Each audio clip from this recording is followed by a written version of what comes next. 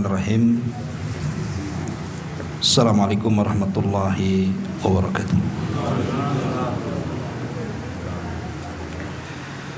Alhamdulillah wassalatu wassalamu ala Rasulillah wa ala alihi wa sahbihi wa mawalah wa la hawla wa la quwwata illa billahi wa ba'du.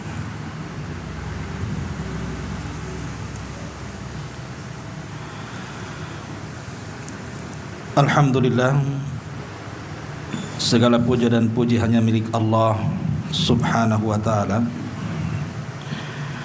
Salawat dan juga salam kita hadiahkan kepada Rasul kita Nabi besar Muhammad sallallahu alaihi wa ala alihi wasallam.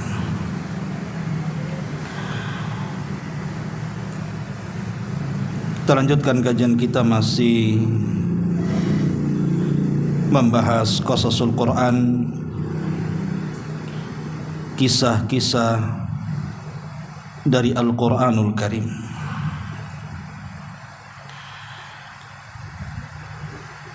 Dan kita masih mengambil kisah-kisah di dalam surah Al-Baqarah,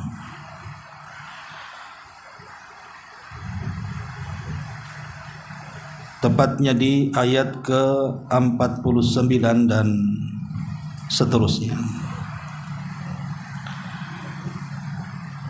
Allah subhanahu wa ta'ala berfirman, wa idh najjaynakum min ali fir'auna yasumunakum su'al adhab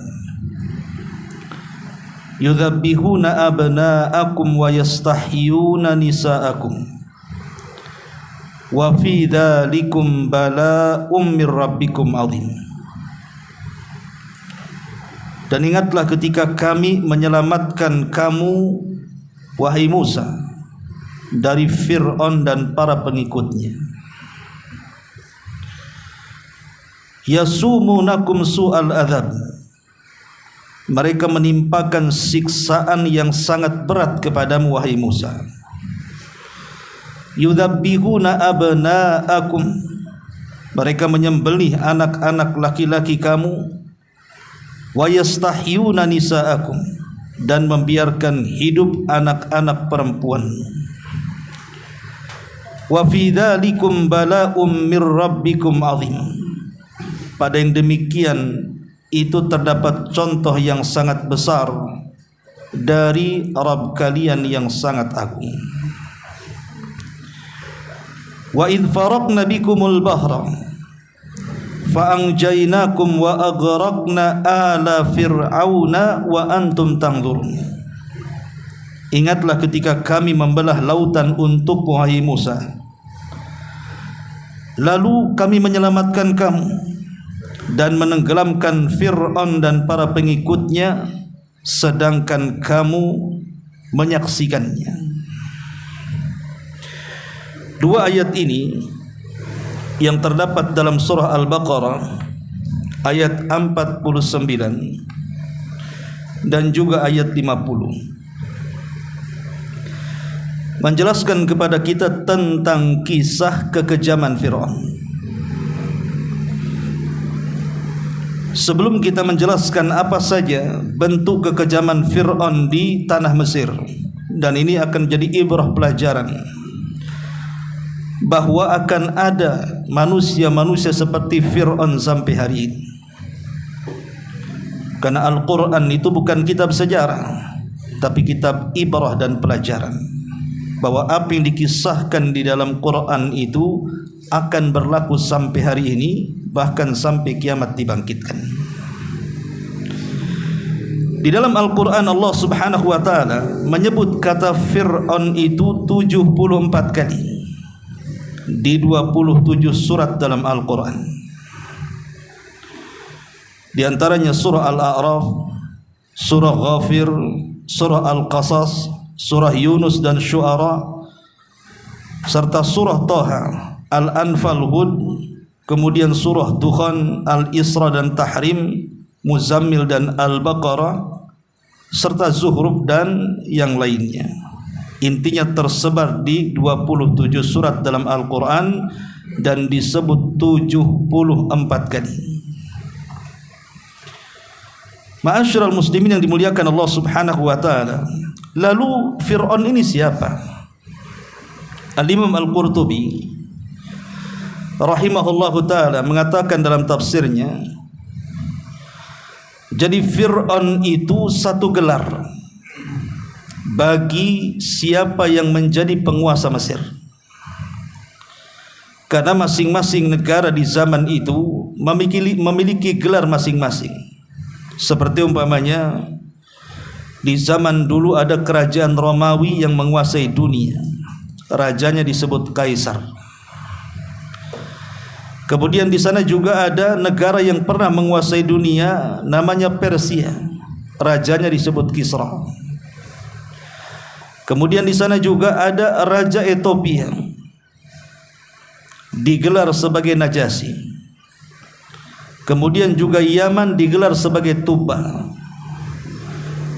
Lah Fir'aun juga sama, dia adalah gelar bagi para penguasa Mesir. Adapun namanya memang menjadi polemik para ulama. Ada yang mengatakan namanya Al-Walid ibn Mus'ab. Ada juga yang mengatakan dia adalah Ramsis Ats-Tsani, Ramsis yang kedua, yang konon tubuhnya ditemukan dan dimumikan sampai hari ini. Kalau antum ke Mesir bisa melihat jasadnya Fir'aun. Tapi apakah Fir'aun yang ditemukanlah Fir'aunnya di zaman Nabi Musa atau disebut dengan Ramsis yang kedua? Wallahu a'lam. Kita tidak bisa memastikan. Tapi yang jelas walaupun itu asli ataupun tidak asli, artinya apakah itu Fir'aun di zaman Nabi Musa atau Fir'aun di zaman sebelum atau sesudahnya, maka kita tetap yakin bahwa sejarah Fir'aun itu pernah ada, karena disebutkan di dalam Al-Quranul Karim isyaratnya. Kita tidak boleh mendustakannya dan menganggap kisah ini sebagai asatirul awwalin, sebagai dongeng-dongeng belaka yang tidak ada hakikatnya. Karena semua kisah dalam Quran itu pernah terjadi. Adapun disebutkan sampai sepertiga Al-Quran untuk menjadi ibrah dan pelajaran bagi kita, baik kisah-kisah yang baik ataupun kisah-kisah yang buruk. Ma'asyiral muslimin yang dimuliakan Allah Subhanahu wa taala. Dari mana kita mulai kisah kekejaman Fir'aun ini? Kita tahu bahwa Fir'aun ini pernah menjadi penguasa Mesir dan pernah jaya. Dari semua Fir'aun yang pernah menjadi penguasa Mesir, yang paling terkenal adalah Fir'aun yang pernah berkuasa di zaman Nabi Musa alaihi salatu wassalam. Di zaman Nabi Yusuf juga ada Fir'aun, tapi yang paling masyhur, yang namanya mendunia dari dulu sampai hari ini, sampai anak kecil pun tahu namanya. Bahkan orang marah saja nyebut-nyebut Fir'aun, dasar kau Fir'aun. Saking terkenalnya nama Fir'aun itu. Maksudnya adalah Fir'aun di zaman Nabi Musa. Itulah yang paling terkenal. Lah di antara kekejamannya tentunya berawal dari pengakuan terhadap Tuhan. Jadi Fir'aun ini mengaku Tuhan. Dan itu disebutkan di beberapa ayat dalam Al-Quranul Karim.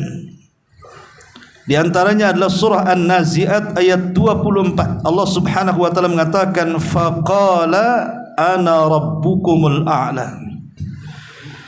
Maka si Fir'aun berkata, akulah Rabb kalian yang paling tinggi.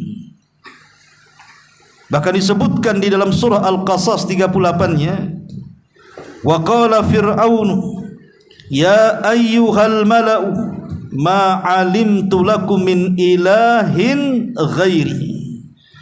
Si Fir'aun pun berkata kepada para pembesarnya, wahai para pembesar-pembesarku, aku tidak tahu Tuhan bagi kalian selain daripada diriku. Aku tidak tahu ada Tuhan selain daripada diriku. Dan inilah kekonyolan yang paling konyol dalam sejarah. seseorang mengaku Tuhan. Berawal dari mengaku Tuhan inilah kemudian melahirkan banyak kekejaman terhadap masyarakat Mesir dan Bani Israel secara khusus di zaman itu. Ma'asyiral muslimin yang dimuliakan Allah Subhanahu wa taala, sebenarnya Fir'aun ini sudah diutus kepada dia seorang nabi supaya dia sadar bahwa pengklaiman ketuhanannya itu tidak benar. Tetapi dengan berbagai macam hujah yang sampai kepada Fir'aun, bahkan puluhan mukjizat ditampakkan di kedua kelopak matanya, pun tidak beriman. Makanya Allah Subhanahu wa taala berfirman di dalam surah Al-Muzammil ayat 15-16-nya, inna arsalna ilaikum rasulan syahidan alaikum kama arsalna ila fir'auna rasula. Sesungguhnya kami telah mengutus kepada kamu, hai orang-orang kafir Mekah, seorang rasul yang menjadi saksi terhadap kalian, sebagaimana kami dulu pernah mengutus seorang rasul kepada Fir'aun. Maksudnya Musa alaihi salatu wassalam. Tapi apa yang terjadi? Allah katakan fa'asa fir'aunur rasula fa'akhadnahu akhdan wabila. Maka Fir'aun pun bukan menerima dakwah Musa alaihi salam, justru mendurhakai rasul itu. Dari sinilah kata Allah, kami siksa si Fir'aun dengan siksaan yang berat. Maksudnya Allah azab dengan cara ditenggelamkan ia dan para pengikutnya di Laut Merah. Artinya Allah Subhanahu wa taala sudah menyadarkan Fir'aun bahwa dia bukan Tuhan. Dengan cara apa? Mengutus utusan. Dialah Nabi Musa alaihi salatu wassalam. Bagaimana kisahnya? Secara singkat. Jadi Fir'aun ini dia selalu bermimpi. Dalam mimpinya dikisahkan dalam kisah atau riwayat-riwayat yang disebutkan oleh Imam Ibnu Katsir. Jadi dia bermimpi ada api yang sangat besar yang terus merambah, seperti yang kita saksikan di Los Angeles, kemudian yang terbaru di Israel sana, ya. Kemudian sampai merambah ke negeri Mesir, karena kita tahu Palestina dengan Mesir ini hanya dibatasi dengan jalur Gaza. Jadi ya darat, dia bukan dipisah lautan. Akhirnya kemudian api itu terus melahap sampai ke Mesir dan membakar seluruh kota-kota, desa-desa dan daerah-daerah di Mesir. Anehnya ada satu perkampungan yang dihuni oleh Bani Israel tidak terbakar. Mimpi ini kalau hanya sekali saja mungkin tidak dipikirkan Fir'aun. Tapi kalau mimpi ini berkali-kali dengan mimpi yang sama, tentu dipikirkan kita saja. Kalau mimpi berkali-kali dan sama mimpinya, mungkin kita stres kan gitu. Kenapa mimpinya si ini aja? Kenapa tidak yang lain? Lah setiap penguasa itu kan pasti ada penasihat spiritual. Bahasa halusnya, bahasa kasarnya dukun lah kan itu. Maka kemudian dikumpulkan tuh para penasihat itu. Kemudian diceritakan mimpinya, ada apa gerangan dengan mimpi yang aneh ini. Maka para penasihat spiritual Fir'aun ini menghabarkan bahwa akan muncul satu kelahiran, satu bayi, di mana bayi nanti akan besar, dan bayi inilah yang akan menumbangkan kekuasaan Fir'aun. Seorang raja pasti akan ada rasa takut ditumbangkan kekuasaannya. Siapapun yang menjadi pemimpin negara itu pasti takut kan gitu ya, kalau seandainya ditumbangkan kekuasaannya. Makanya biasanya seperti negeri kita saja, kalau pada periode pertama untuk masuk periode kedua itu dia sudah dipersiapkan tuh siasahnya dari sekarang kan.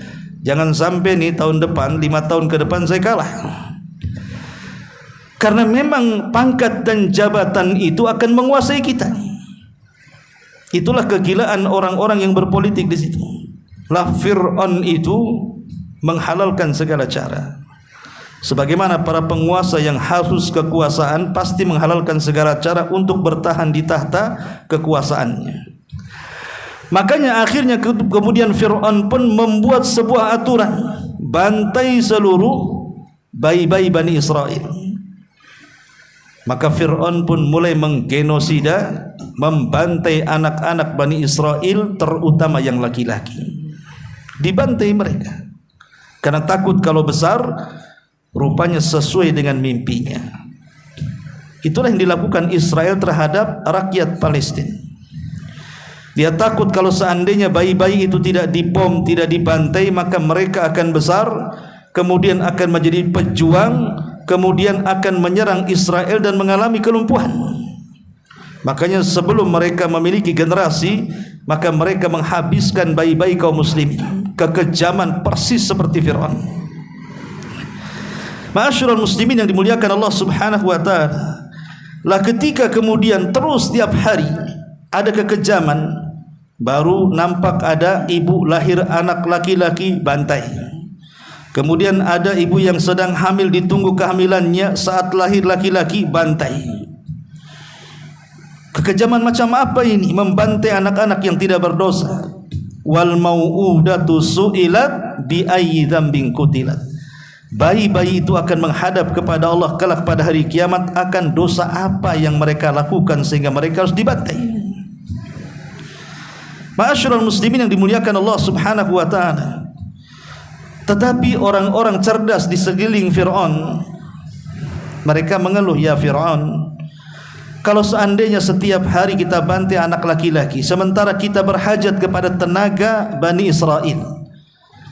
Karena kan Allah anugerahkan kepada Bani Israel ini kecerdasan, ikhwan.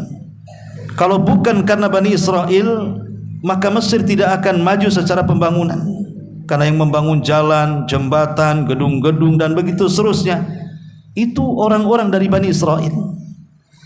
Kalau seandainya kemudian habis, sementara generasi tua mereka tinggal menunggu ajal, tidak ada lagi generasi yang akan membangun Mesir.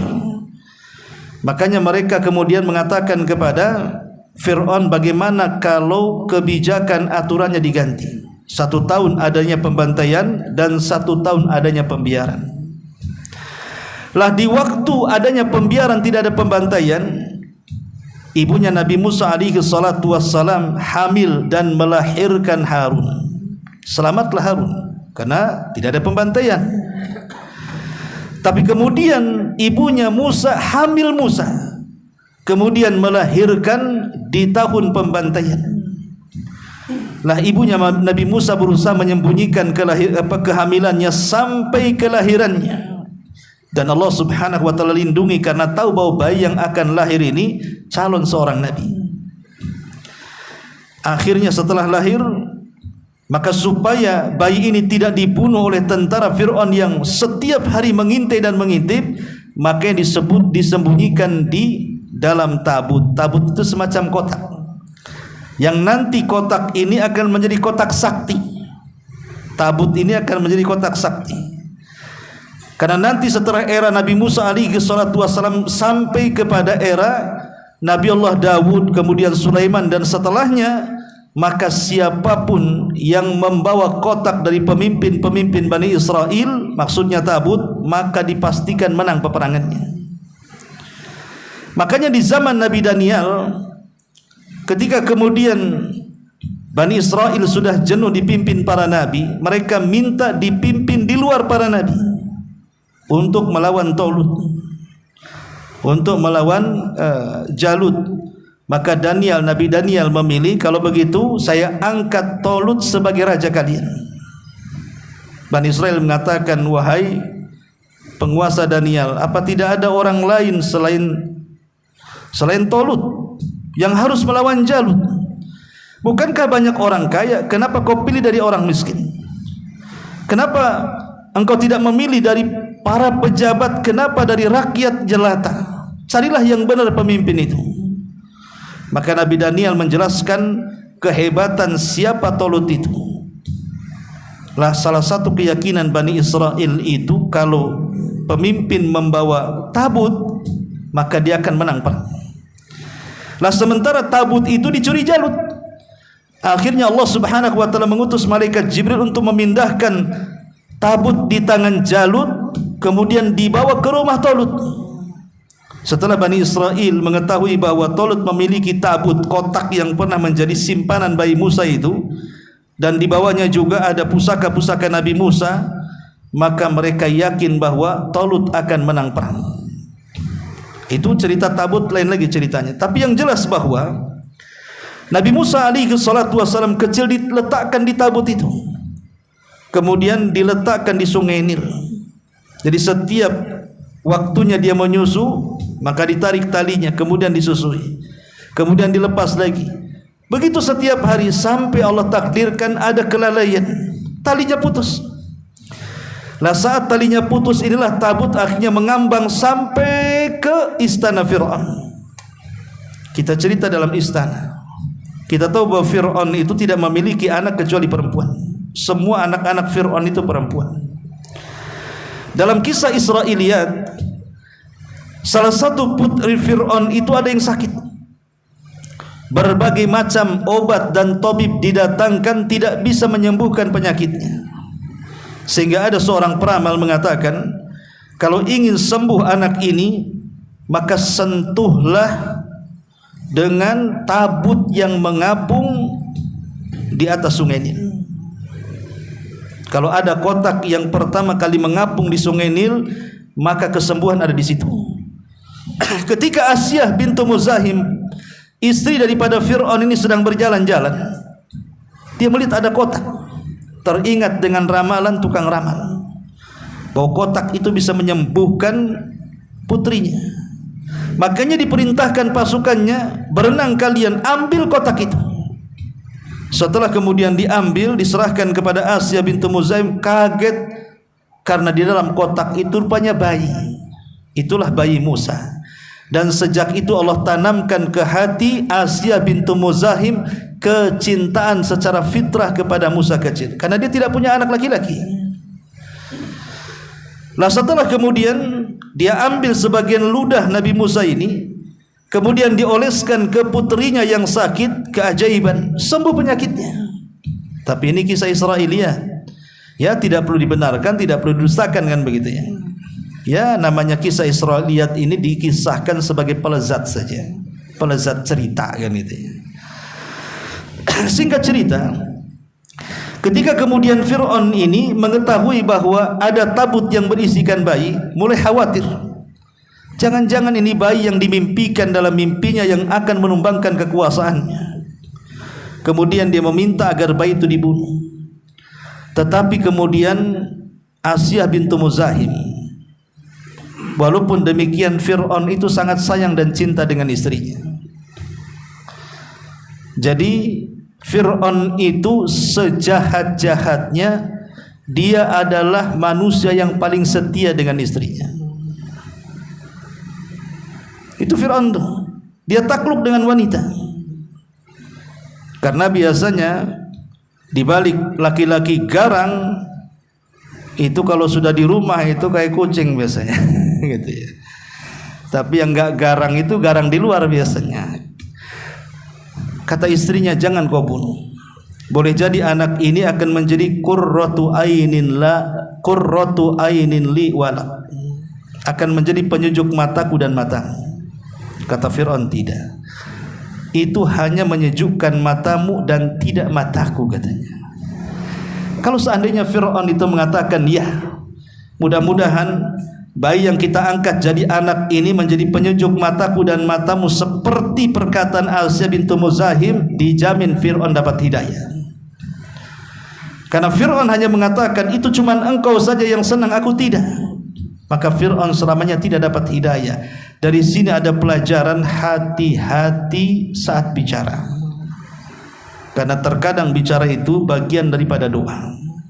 Ketika Fir'aun mengatakan, tidak, itu menjadi penyejuk mataku dan bukan mata, itu menjadi penyejuk matamu dan bukan mataku, maka ini menjadi doa Fir'aun. Selamanya Fir'aun tidak dapat hidayah sampai ajal menjemput kematiannya.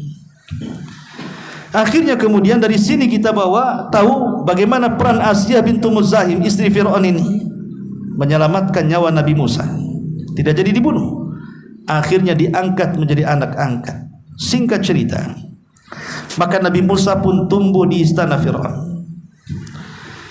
Setelah kemudian Musa pun menjadi remaja dan dewasa, ada peristiwa di mana ketika Nabi Musa berjalan-jalan di ganggang kota Mesir ini, ada dua anak muda yang berkelahi. Satu anak muda dari keturunan Bani Israel, satu anak muda dari keturunan kaum Kibti, maksudnya kaum Fir'aun, kabilah Fir'aun Kibti, Asbat, ya. Kemudian tiba-tiba anak muda dari Bani Israel ini meminta pertolongan, dan Musa menganggap bahwa dalam hal ini yang benar adalah anak muda dari Bani Israel dan yang salah anak muda dari kaum Kibti. Maka Musa pun kemudian menolong anak muda dari Bani Israel tanpa sengaja dan sadar, dia pun membunuh anak muda dari kaum Kibti. Lah ketika itu undang-undang, karena yang dibunuh anak kerabat, pejabat kerajaan, tentu hukumannya tidak akan ringan, pasti dibunuh juga. Maka dari sini Musa manusiawi, dia manusia dengan kita, pasti ada perasaan takut. Kenapa? Apalagi belum diangkat jadi nabi. Makanya dia dinasihati agar keluar dari kota Mesir. Musa pun kabur menuju mana? Menuju Madian. Di Madian inilah dia berjumpa dengan dua anak gadis yang sedang mengambil air untuk ternak kambing. Maka Musa menolongnya sampai akhirnya kenal dengan ayahnya yang bernama Syuaib. Menjadi khilaf para ulama, siapa Syuaib di sini? Ada yang mengatakan Syuaib ini seorang nabi, ya namanya Nabi Syuaib yang kita kenal, Nabi Arab dari Madian. Tapi yang rajih wallahu alam bahwa Syuaib di sini bukan nabi. Ya orang soleh, punya dua putri solehah. Akhirnya kemudian salah satu putri dari kedua putrinya ini menawarkan kepada ayahnya supaya menjadikan Musa pekerjanya, karena dia seorang musafir, butuh makan, butuh minum, butuh pekerjaan. Maka ayahnya Syuaib ini kemudian menawarkan pekerjaan untuk menjadi penggembala. Maka sejak itulah Musa menjadi pekerja dari Syuaib.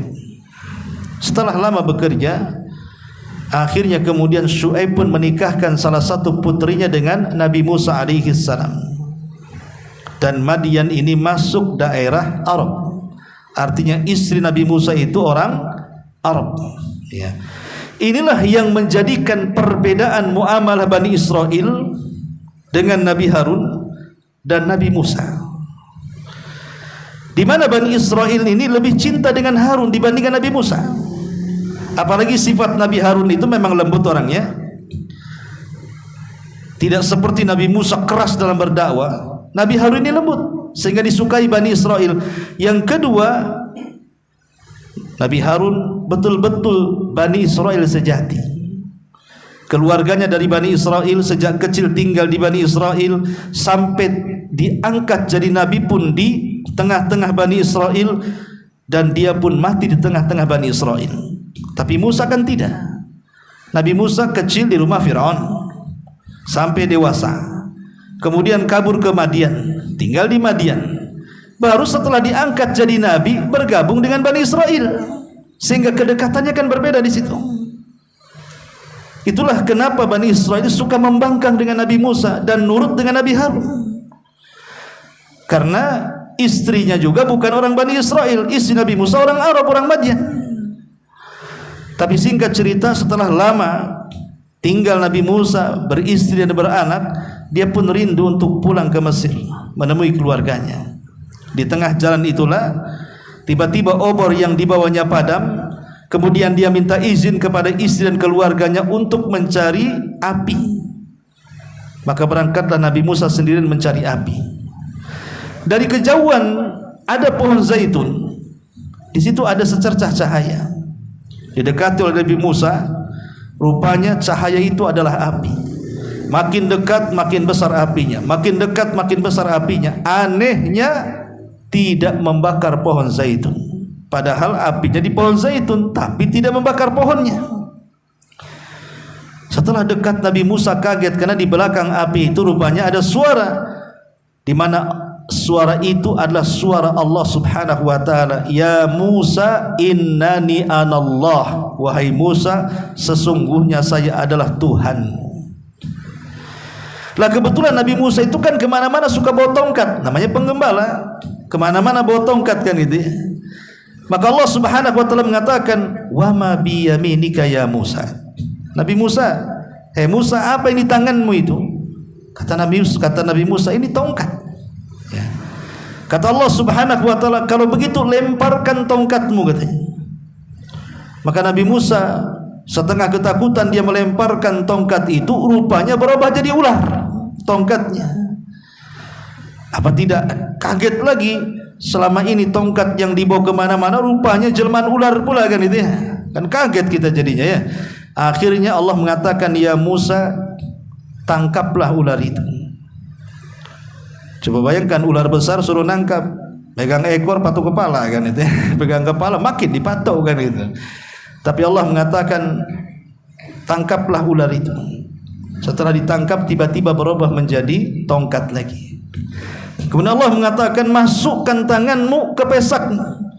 Ketika dimasukkan tangannya, tiba-tiba bercahaya seperti baterai, seperti lampu sorot gitu ya. Artinya sudah tidak dihajatkan lagi obor. Allah sudah ganti dengan cahaya di tangannya. Dan itu mukjizat yang luar biasa. Dan Allah katakan peristiwa ini akan terulang nanti ya.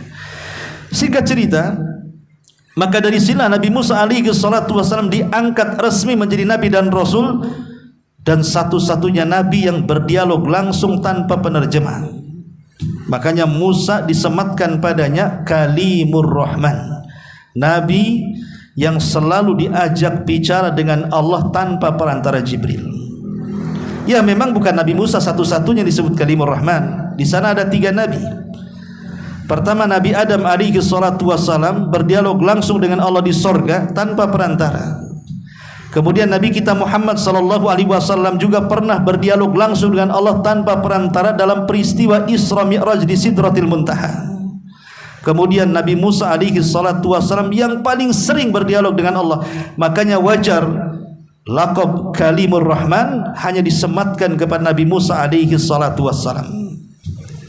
Maka Musa pun kemudian mengemban risalah, disuruh untuk mendakwai Fir'aun. Idhab ila fir'auna fa innahu tagha.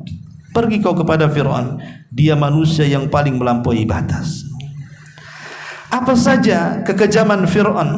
Itu kisah pertemuan Nabi Musa setelah diangkat jadi nabi. Secara ringkas saja, di antara kekejaman Fir'aun tadi sudah disebutkan bahwa dia mengaku sebagai Tuhan. Yang kedua, kesombongan yang luar biasa. Jadi Fir'aun itu memiliki watak dan sifat yang sangat sombong. Sampai-sampai dia mengatakan, ya qaumi, alaysa li mulku Misra wa hadhil anhar tajri min tahti afala tubsirun. Wahai kaumku, bukankah kerajaan Mesir ini semua ada di genggamanku, dan bukanlah seluruh sungai-sungai dan lautan Mesir itu ada di bawah kakiku? Tidakkah kau melihat? Lihat kesombongannya. Dia merasa bahwa semua alam itu di bawah kakinya, semua lautan dan sungai-sungai itu di bawah telapak kakinya. Karena dia sombong dengan sungai, makanya wajar al-jaza min jinsil amal, sebagai balasannya dia ditenggelamkan di air, ditenggelamkan di Laut Merah, karena dia bersombong dengan air, baik sungai atau lautannya kan. Maka Allah Subhanahu wa ta'ala tenggelamkan di Laut Merah, itu sebagai al-jaza min jinsil amal. Kemudian yang ketiga, sebagaimana disebutkan dalam ayat yang kita bahas, melakukan genosida bertahun-tahun. Entah ratusan ribuan jiwa bayi laki-laki yang dibantai oleh Fir'aun ini. Makanya Allah Subhanahu wa taala katakan di sini, yudzabbihuna abna'akum wa yastahyuna nisa'akum. Mereka menyembelih anak laki-laki kalian tapi membiarkan anak wanita kalian. Ma'asyiral muslimin yang dimuliakan Allah Subhanahu wa taala. Kemudian juga melakukan upaya pembunuhan kepada Nabi Musa alaihi salatu wassalam. Di dalam surah Al-Qasas ayat 20, Allah Subhanahu wa taala mengatakan, wa jaa rajulun min aqsal madinati yas'a qala ya Musa innal mala'a ya'tamiruna bika liyaqtuluka fakhruj inni laka minan nasihin. Dan datanglah seorang laki-laki dari ujung kota bergegas seraya berkata, wahai Musa, sungguh pembesar negeri sedang berunding dan bermusyawarah. Untuk apa? Untuk membunuhmu. Sebab itu keluarlah dari kota ini. Sesungguhnya aku termasuk orang-orang yang memberi nasihat kepadamu. Semua para nabi diancam untuk dibunuh, termasuk Nabi kita Muhammad sallallahu alaihi wasallam kan. Berapa kali upaya pembunuhan kepada Nabi sallallahu alaihi wasallam, tapi Allah Subhanahu wa taala selamatkan. Karena Nabi ini bagian daripada ulul azmi. Ulul azmi tidak mati dibunuh. Siapa saja ulul azmi? Nuh, kemudian Ibrahim, kemudian Musa, kemudian Isa, kemudian Rasul kita Muhammad sallallahu alaihi wasallam. Ulul azmi tidak akan mati dibunuh. Tapi selain ulul azmi bisa saja dibunuh. Seperti Nabi Yahya dipenggal kepalanya, Nabi Zakaria digergaji saat dia bersembunyi di pohon. Sehingga Allah Subhanahu wa taala berfirman tentang perilaku orang-orang Yahudi, yaqtulunal anbiya'a bighairil haqq. Mereka banyak membunuh para nabi tanpa ada alasan yang benar. Tapi ulul azmi tidak akan mati dibunuh. Maksudnya dibunuh secara langsung, entah disabet pedang, ditusuk gitu ya, sampai mati, tidak. Karena Allah Subhanahu wa taala mengatakan, wallahu ya'simuka minan nas. Allah akan menjagamu wahai Muhammad dari upaya kaummu yang hendak menyakitimu. Sebut saja upaya pembunuhan kepada Nabi SAW apa? Upaya pembunuhan yang dilakukan orang-orang Quraisy saat Nabi SAW hendak hijrah, dikepalai langsung oleh Fir'aunnya umat ini, Abu Jahal. Bayangkan Rasul sedang di rumahnya, dikepung oleh banyak manusia dengan lengkap senjata, hendak membunuh Nabi SAW. Tapi Nabi SAW diselamatkan oleh Allah Subhanahu wa taala. Kemudian sampai di kota Madinah, belum lagi dikejar-kejar kan.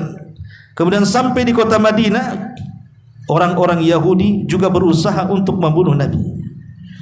Mulai dengan cara hendak melemparkan batu dari atap oleh Bani Quraisy. Akhirnya kemudian terjadi peperangan terhadap orang-orang Yahudi. Ataupun Nabi SAW berusaha untuk disihir, dibunuh dengan cara disihir oleh Labid ibn Asam seorang Yahudi, atau dengan cara diracun oleh Zainab bintul Harith. Dan banyak lagi upaya-upaya pembunuhan kepada Nabi SAW, termasuk juga Nabi Musa alaihi salatu wassalam tidak lepas dari upaya pembunuhan. Kemudian juga selanjutnya memfitnah Nabi Musa dan mengatakan bahwa Musa itu tukang sihir dan orang gila.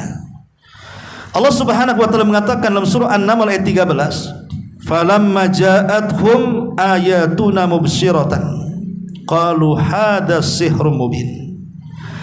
Ketika kami datangkan kepada mereka ayat-ayat kami, maksudnya mukjizat-mukjizat kami, secara terang-terangan bisa dilihat mata, mereka hanya mengatakan ini sihir yang nyata. Coba bayangkan, mereka diperlihatkan mukjizat yang luar biasa, kodok di mana-mana, kutu di mana-mana, air menjadi darah, kekeringan di mana-mana. Kemudian belum lagi kemudian belalang di mana-mana luar biasa. Tapi tidak menjadikan kemudian mereka sadar dan bertobat kemudian masuk kepada agama Islam, agama yang dibawa Nabi Musa. Tapi mereka justru menuduh Nabi Musa tukang sihir. Persis seperti yang dialami Nabi sallallahu alaihi wasallam. Ketika orang-orang Quraisy meminta kepada Nabi SAW mengatakan, ya Muhammad, kalau engkau memang seorang Nabi dan Rasul, tentunya kau punya mukjizat. Kata Rasul, apa yang kalian inginkan? Kami ingin kau membelah bulan jadi dua, katanya. Sesuatu yang tidak mustahil. sesuatu yang mustahil kan membelah bulan jadi dua, tapi tidak mustahil bagi Allah Subhanahu wa taala yang memang menciptakan bulan. Akhirnya kemudian Nabi SAW minta syarat, kalau aku meminta kepada Allah untuk membelah bulan, maukah kalian beriman? Mereka pun mengiyakan. Akhirnya Nabi SAW berdoa dan mengisyaratkan telunjuknya ke langit. Tiba-tiba bulan menjadi dua, yang satu tetap di porosnya, yang separuhnya jatuh di atas bukit Abi Kubais. Sehingga mereka menganggap ini sihir, katanya. Ini sihir. Paling kita saja yang ditipu oleh si Muhammad ini. Kalau gitu tunggu para pedagang yang datang dari Syam, kita tanya kepada mereka, apakah peristiwa dilihat juga oleh mereka? Ketika ditunggu beberapa hari, datanglah para pedagang dari Syam. Mereka menceritakan peristiwa bahwa mereka melihat bulan terbelah menjadi dua. Apa kata orang-orang musyrik?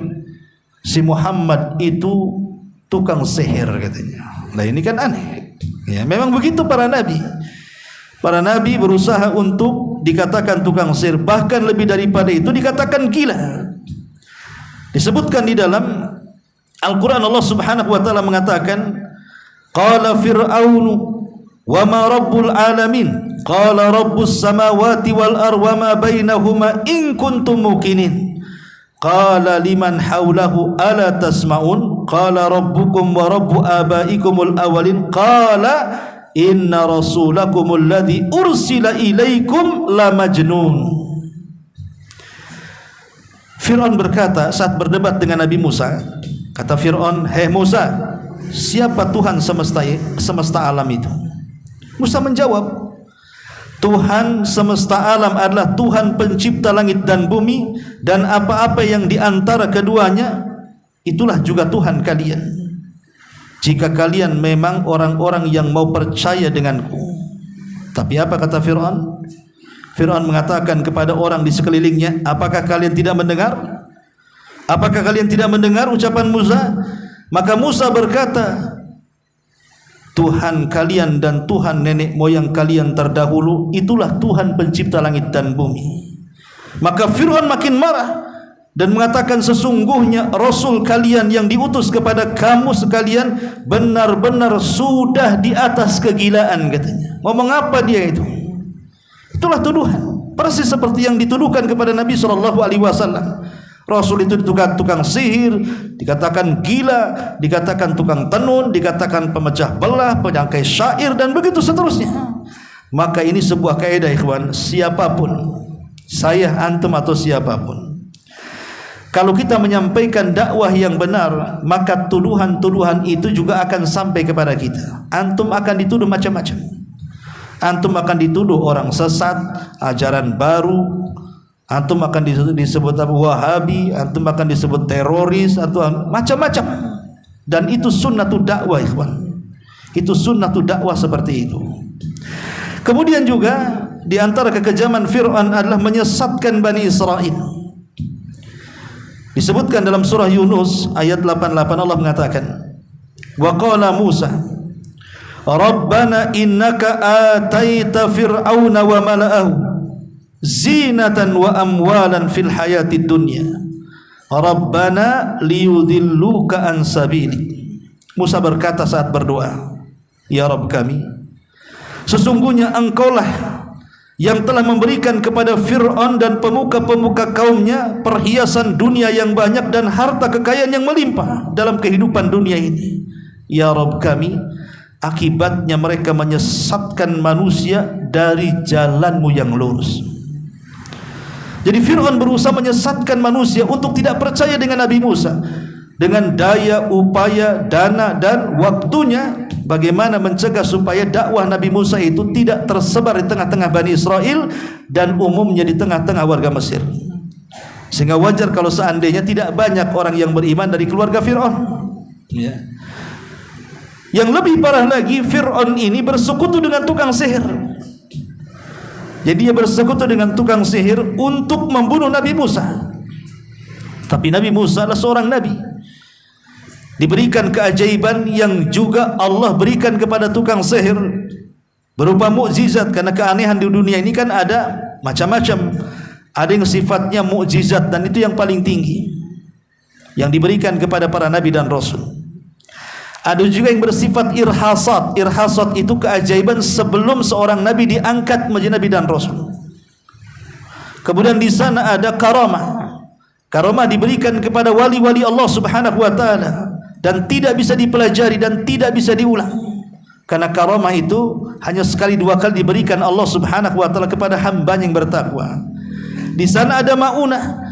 Mungkin pertolongan kepada kita saat kita ini sedang di jalan, harusnya ditabrak oleh kontainer, lalu tahu terhindar dari kontainer. Ini pertolongan namanya, disebut maunah. Ya.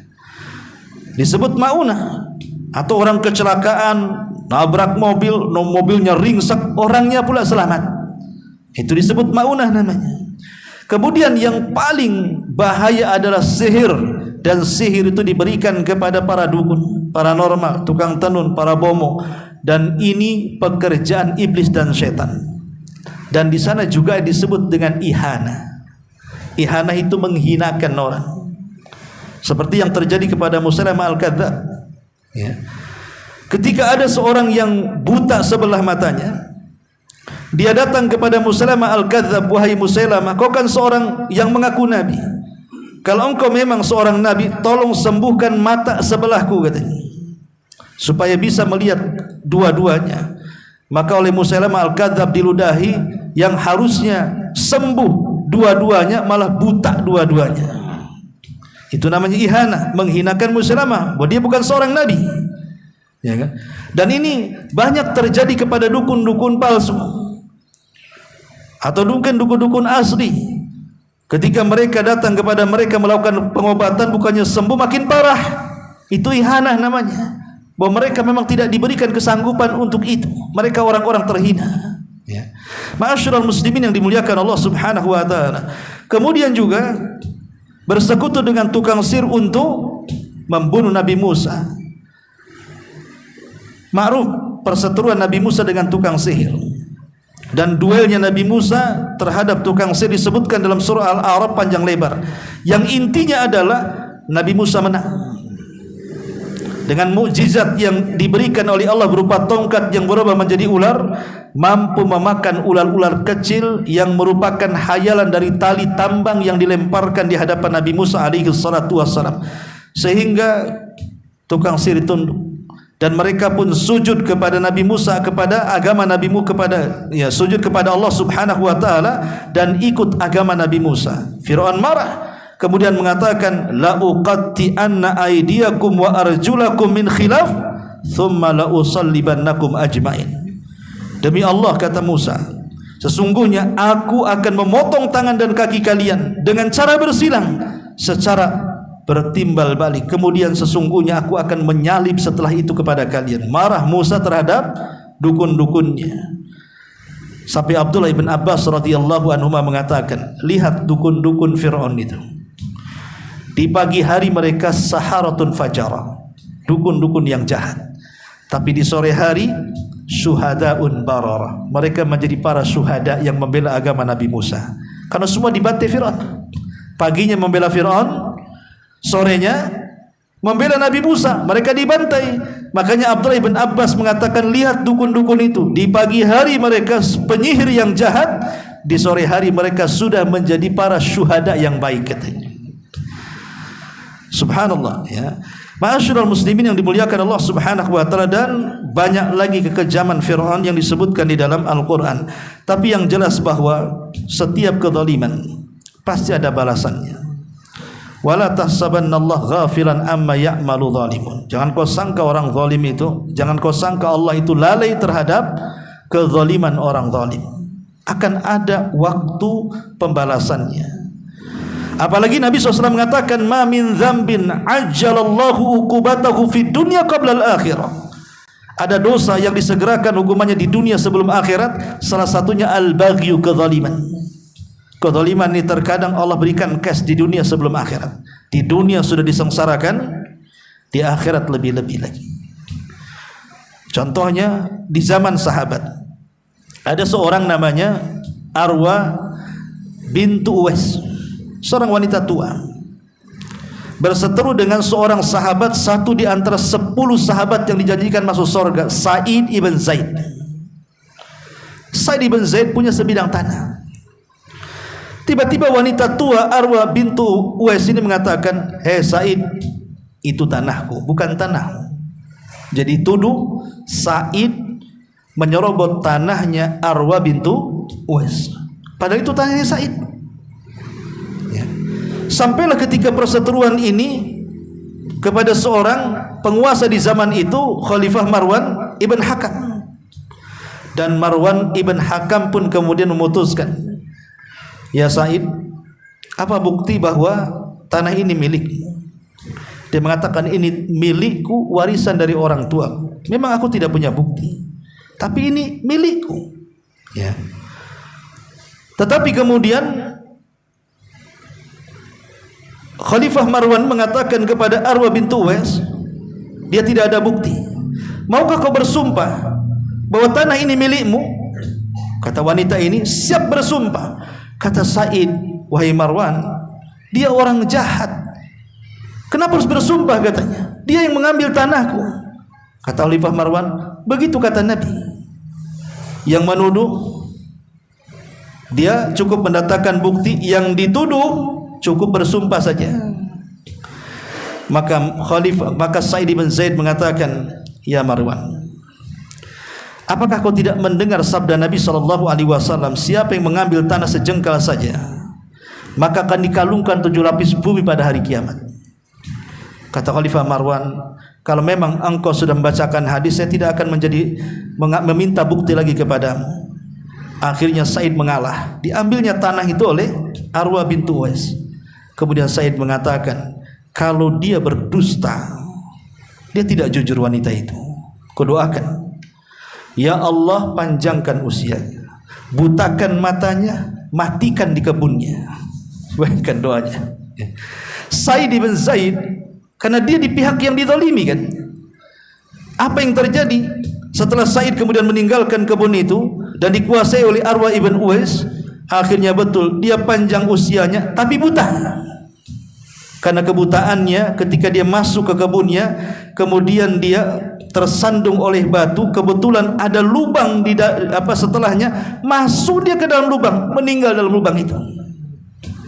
Lihat bagaimana, dan kisah ini selalu dicontohkan para ulama. Inilah bentuk kezaliman yang khas di dunia. Hati-hati orang-orang yang dizalimi itu, doanya manjur itu, walaupun yang dizalimi orang kafir. Maka doa orang kafir bisa dikabulkan oleh Allah, bukan karena kekafirannya, tetapi Allah mengabulkan karena Allah tidak suka dengan kezaliman dan Allah senang dengan keadilan. Ma'asyiral muslimin yang dimuliakan Allah Azza wa Jalla, maka Fir'aun juga sama. Berbagai macam kekejaman dan kezaliman dilakukan kepada Bani Israel. Makanya sebagai hukumannya Allah azab Fir'aun. Dengan cara apa? Ketika dia mengejar Nabi Musa dan Bani Israel dengan seluruh pasukan bala tentaranya, maka Nabi Musa kemudian diperintahkan untuk memukul tongkatnya, maka terbelah lautan menjadi 12 bagian, karena memang Bani Israel kan 12 kabilah. Setelah menyeberang, tiba-tiba Fir'aun disangkanya itu jalan bukan lautan, dia pun mengejarnya. Ketika Bani Israel dan Nabi Musa sudah ada di ujung, Fir'aun di tengah-tengah. Disitulah Nabi Musa diperintahkan, "Pukullah tongkatmu supaya menyatukan lagi air lautan." Disitulah Allah tenggelamkan Fir'aun. Di sini ketika Fir'aun hendak tenggelam, Fir'aun ini sempat bertobat kepada Allah Subhanahu wa taala dan mengatakan, amantu annahu la ilaha illalladzi amanat bihi banu Israel. Jadi Fir'aun itu sempat mengucapkan kalimat tauhid dan dia mengatakan, aku beriman sesungguhnya dia Allah Subhanahu wa taala, tidak ada sesembahan yang disembah kecuali dia, itulah Tuhan yang diimani Bani Israel. Aku beriman dengan apa yang diimani Bani Israel, kata. Sehingga terjadi perdebatan para ulama, apakah Fir'aun ini beriman ataukah dia kafir? Karena dia menyebut kalimat la ilaha illallah sebelum matinya kan. Apakah dia beriman dengan kalimat itu ataukah dia kafir? Maka para ulama mengatakan Fir'aun itu mati kafir berdasarkan ijma' kaum muslimin. Tidak ada khilaf di tengah-tengah kaum muslimin bahwa Fir'aun itu mati kafir. Adapun ucapan kalimat la ilaha illallah atau kalimat amantu bima amanat bihi banu Israel, ini kalimat yang sudah telat diucapkan Fir'aun. Kenapa? Karena nyawanya sudah di sini, sudah di tenggorokan. Sementara Nabi SAW mengatakan, innallaha yaqbalu taubata abdin malam yughargir. Allah itu menerima taubatnya seorang hamba sebelum nyawa ada di tenggorokan. Kalau nyawa di tenggorokan, selesailah. Karena kalau nyawa sudah ditempatkan di tenggorokan, tidak mungkin kembali ke badan. Hatta idza balagatit taraqi wa qila manraq. Ingatlah ketika nyawa sudah di at-taraqi, tenggorokan kita. Siapa di antara kalian yang bisa meruqyah, menyembuhkan, dikembalikan? Tidak ada. Itulah yang menjadikan Fir'aun itu tidak diterima keimanannya. Apalagi ada sebuah hadis yang disahihkan oleh Syekh Albani rahimahullahu taala, yang dikeluarkan Imam Tirmidzi dari hadis Abdullah ibn Abbas radhiyallahu anhuma. Nabi sallallahu alaihi wasallam bersabda, "Lamma aghraqallahu Fir'auna." Ketika Allah Subhanahu wa taala menenggelamkan Fir'aun, qala Fir'aun sempat mengatakan, amantu annahu la ilaha illa alladhi amanat bihi banu Israel. Kata Fir'aun, aku beriman bahwa tidak ada Tuhan kecuali yang diimani seluruh Bani Israel. Kata Nabi, faqala Jibril, berkatalah Jibril, ya Muhammad, falau ra'aitani wa ana akhudhu min halil bakhri yakni tinihi fa adussuhu fi fihi makhafatan an tudrikahu rahmatu. Kata Nabi SAW mengatakan, Jibril pernah berkata kepadaku, dan Jibril malaikat yang hidup sejak zaman Nabi Adam, berjumpa dengan orang-orang baik yang baik atau yang jahat, termasuk juga Fir'aun. Kata Jibril, wahai Muhammad, seandainya engkau melihat aku, kala itu aku mengambil tanah hitam dari dasar lautan, lalu ku masukkan ke mulut si Fir'aun itu supaya dia tidak banyak bicara, tidak lain dan bukan karena takut ia mendapatkan rahmat Allah Subhanahu wa taala. Orang seperti dia tidak layak dapat rahmat, karena dia sudah mengaku Tuhan dan berbagai macam kekejaman kepada Bani Israel. Dalam riwayat yang lain, anna Jibril ja'ala yadussu fi Fir'aun at-tina khasyata an yaqula la ilaha illallah fayarhamahullah. Sesungguhnya malaikat Jibril masukkan tanah ke dalam mulut Fir'aun karena takut Fir'aun mengucapkan kalimat tauhid lalu Allah merahmatinya. Intinya di sini, maka Fir'aun mati su'ul khatimah, mati dalam keadaan kafir, dan nanti pada hari kiamat Allah Subhanahu wa taala mengatakan, an-naru yu'raduna 'alaiha ghuduwan wa ashiya wa yauma taqumus saa'ah adkhilu ala fir'auna asyaddal adzab. Kepada mereka ditimpakan neraka pagi dan petang, dan pada hari terjadinya kiamat dikatakan kepada para malaikat, masukkan Fir'aun dan kaumnya ke dalam azab yang sangat keras. Inilah di antara keterangan kisah dari surah Al-Baqarah ayat 49 dan 50 dari kisah kekejaman Fir'aun terhadap negeri Mesir. Wallahu a'lam bishawab. Saya kira ini saja yang bisa disampaikan, dan insyaallah kita masih menguak kisah-kisah Quran dalam surah Al-Baqarah dari kisah-kisah yang lainnya. Subhanakallahumma bihamdika asyhadu an la ilaha illa anta astaghfiruka wa atubu ilaik. Allahu taala alam. Assalamualaikum warahmatullahi wabarakatuh.